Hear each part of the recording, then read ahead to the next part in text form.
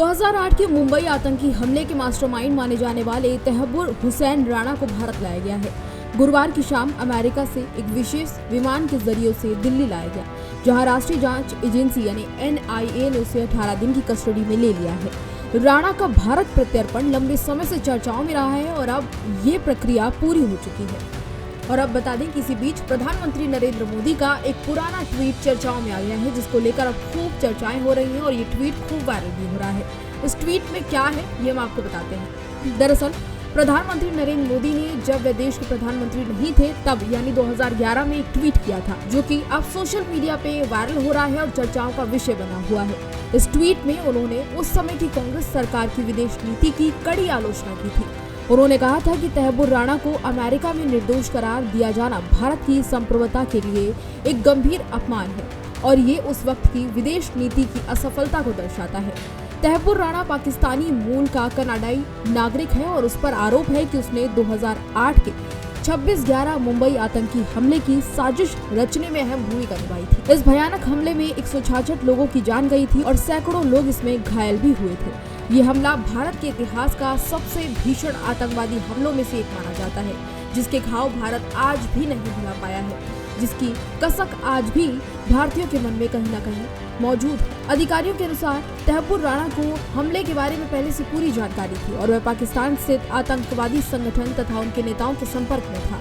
राणा का बचपन का दोस्त डेविड कोलमैन हेडली, जो कि इस हमले में पहले से ही दोषी ठहराया जा चुका है, उसने राणा की संलिप्तता का खुलासा किया था। हेडली ने जांच एजेंसियों को जानकारी दी थी कि उसने मुंबई में एक फर्जी बिजनेस ऑफिस खोला था, जो तहब्बुर राणा के जरिए स्थापित किया गया था। इस ऑफिस का इस्तेमाल हेडली ने मुंबई में रेकी करने के लिए किया था, जिससे वे हमले से पहले संभावित ठिकानों के बारे में जानकारी इकट्ठा कर सके। हेडली ने यह भी बताया था कि उसने 2007 और 2008 के बीच 5 बार भारत की यात्रा की थी और इसके लिए राणा ने ही उसे 5 साल का वीजा भी दिलवाया था। तहब्बुर राणा को साल 2013 में अमेरिका की अदालत ने 14 साल की जेल की सजा सुनाई थी। तहब्बुर राणा के जरिए स्थापित ये पूरा किया गया था प्लान और उसे शिकागो में लश्कर-ए तैयबा के लिए साजिश रचने और भारत विरोधी गतिविधियों में शामिल होने के आरोप में दोषी ठहराया गया था। हालांकि साल 2020 में स्वास्थ्य कारणों से उसे अस्थायी रूप से जेल से रिहा कर दिया गया। इसी दौरान भारत ने अमेरिका से उसका प्रत्यर्पण करने की मांग की। इसके बाद अमेरिका की अदालतों में राणा के प्रत्यर्पण को रोकने के लिए कई कानूनी प्रयास किए, लेकिन उसे सफलता नहीं मिली।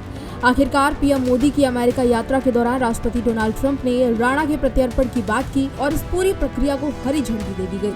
सभी औपचारिकताएं पूरी करने के बाद राणा को भारत लेकर आया गया है और दिल्ली में NIA को उसको सौंप दिया गया है।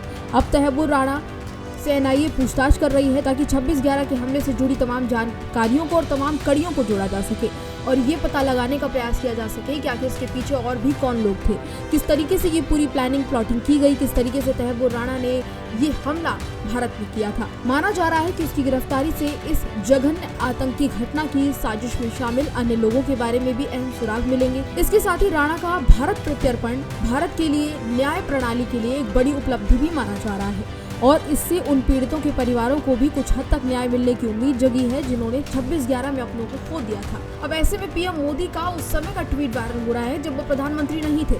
उन्होंने उस समय विदेश नीति पर कई सवाल खड़े किए थे। अब ये ट्वीट इसलिए वायरल हो रहा है क्योंकि इस समय जब प्रधानमंत्री खुद नरेंद्र मोदी हैं, उनके कार्यकाल में तहब्बुर राणा भारत आ चुका है और उससे पूछताछ जारी है और ये पता लगाने की कोशिश की जा रही है कि इस हमले में कौन कौन शामिल था। तमाम कड़ियों को मिलाने का प्रयास हो रहा है। फिलहाल इस खबर में इतना ही। इसी तरह की तमाम और जानकारियों के लिए देखते रहिए भारत एक्सप्रेस।